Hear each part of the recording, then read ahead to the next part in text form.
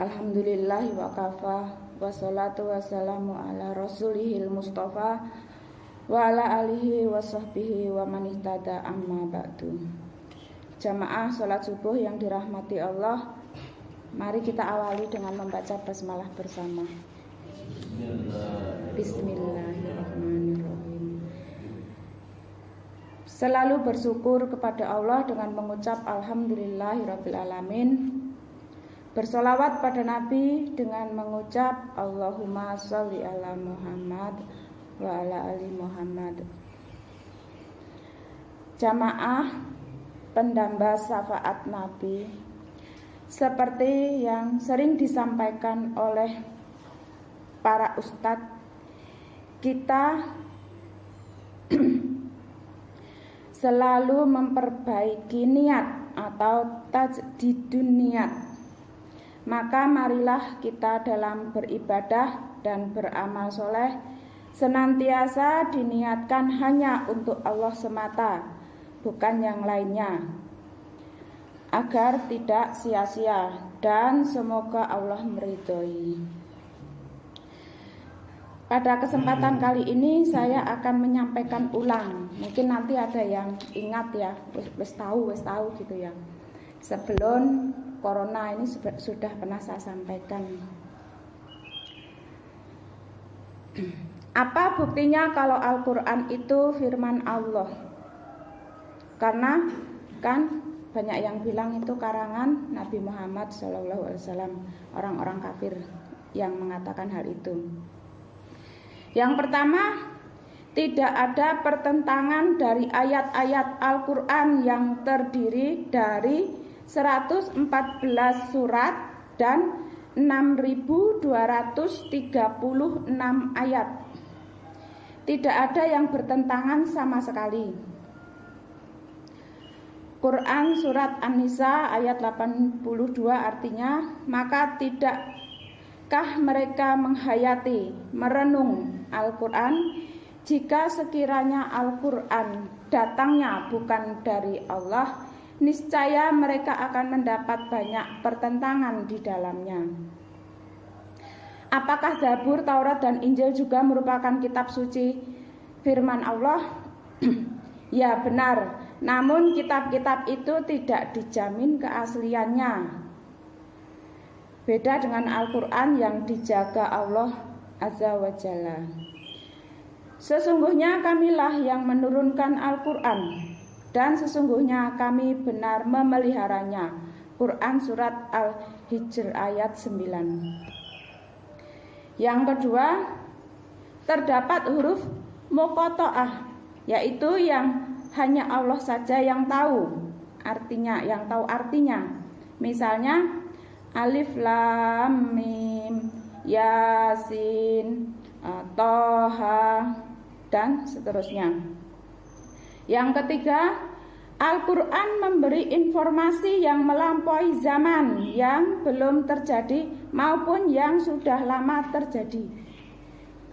Jadi tidak mungkin Nabi Muhammad bisa mengarang itu ya, kalau bukan dari firman Allah.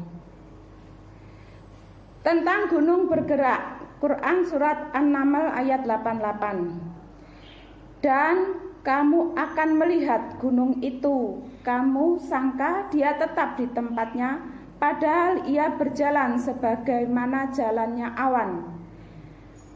Perbuatan Allah yang membuat dengan kokoh tiap-tiap sesuatu. Sesungguhnya Allah Maha mengetahui apa yang kamu kerjakan.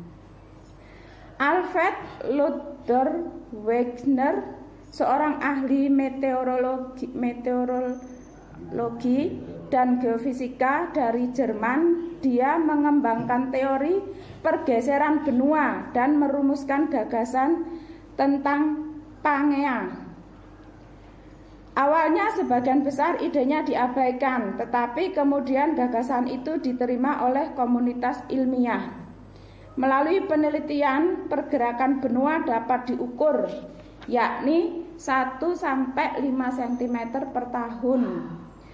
Dan Al-Quran sudah mengatakan itu 14 abad yang lalu.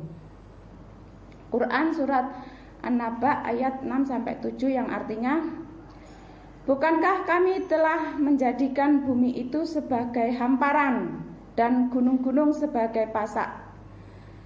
Quran surat An-Nahl ayat 15, dan dia menancapkan gunung-gunung di bumi supaya bumi itu tidak goncang bersama kamu, dan dia menciptakan sungai-sungai, jalan-jalan agar kamu mendapat petunjuk. Al-Quran 14 abad yang lalu telah menjelaskan bahwa gunung sebagai pasak bumi.